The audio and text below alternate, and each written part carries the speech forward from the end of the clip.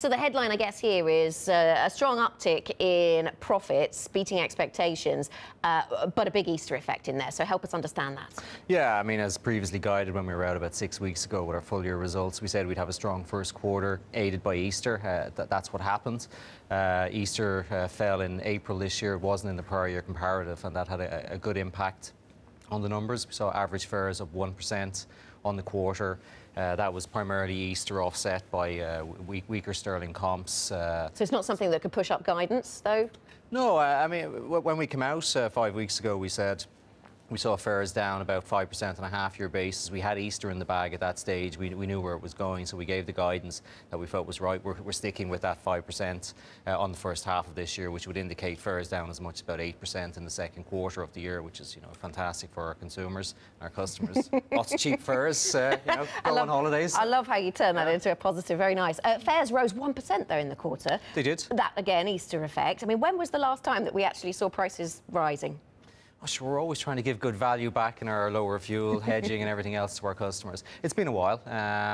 We've seen fares dropping down as low as under 40 euro last year, 40 euro 30 in this quarter. So we're talking fares down again in the first half, and indeed into the winter. We think they could be down as much as 8%. What's keeping those fares depressed? Do you relate to what EasyJet said last week about low oil prices? I mean, there's a lot of capacity on European. There's a fair bit of capacity in the market at the moment, but again, I mean, Ryanair's load factor active yield passive, which means we'll always hit the passenger numbers, and we effectively take the price. We've got the lowest costs of any airline in the market. Our unit costs were down 6% in the quarter, and when you strip out fuel, they were actually down 3%, which is at a time when our competitors saw costs increase by between 2 and 7%, depending on the various airlines out there.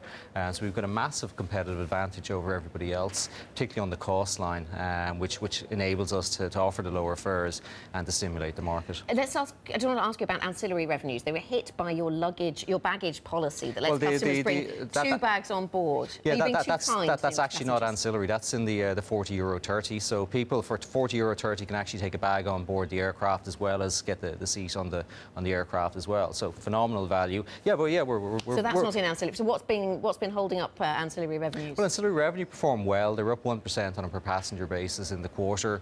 We've seen a strong performance from the likes of the reserve seating, the priority boarding, indeed our onboard spend, the sale of teas, coffees, paninis going very, very well. We would expect that to continue. But we're stimulating other products, the likes of the Ryanair rooms, the Ryanair holidays. We're working very hard to increase the penetrations on those.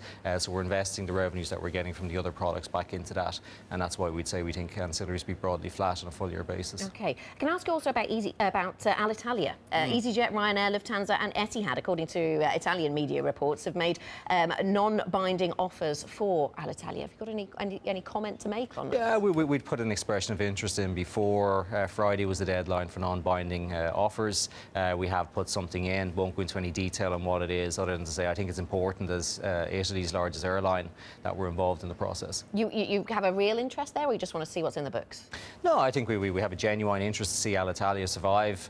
We think it's important that their long-haul operation remains, and we'd be very happy to provide feed and do a number of other things down there. We do have 30% of the market in Italy, so I think it's important that the largest Italian carrier participates in the process. So this wouldn't just be you want these slots in this very wealthy, wealthy parts of northern Italy. You don't just want those slots. This would be to keep this airline going. I'm not going to give our deal away here on the air today, but we do have an interest in being involved in the process. All right. Let me ask you just briefly about the Boeing 737 Maxes. You've got a number on option. You've talked about, I think you've talked this morning about whether you're likely to take out those options. Update us on your fleet delivery plans. Yeah, well, we ordered an extra 10 Maxes in the quarter just ended, so that brings us up to 110 firm aircraft. And what's interesting is that we're getting the first 5 of these now into the summer of 2019. The first aircraft previously weren't coming until the autumn, so that helps address a temporary capacity issue that we had in the summer of 2019. So we're very excited about these Maxes. 8 extra seats, 16% more fuel efficient